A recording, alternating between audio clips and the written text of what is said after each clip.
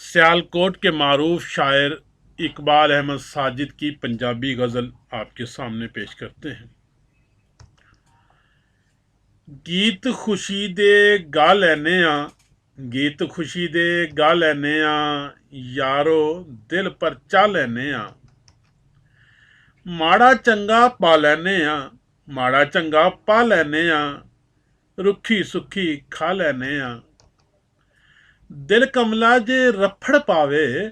दिल कमला जे रफड़ पावे दिल नूं भी समझा लैने अपने ही यारां दे हथों अपने ही यारां दे हथों अक्सर धोखा खा लैने अपने मान गुमान नूं छड्ड के अपने मान गुमान नूं छड्ड के रुसिया यार मना लैने दुनिया ते जाहिर नहीं करदे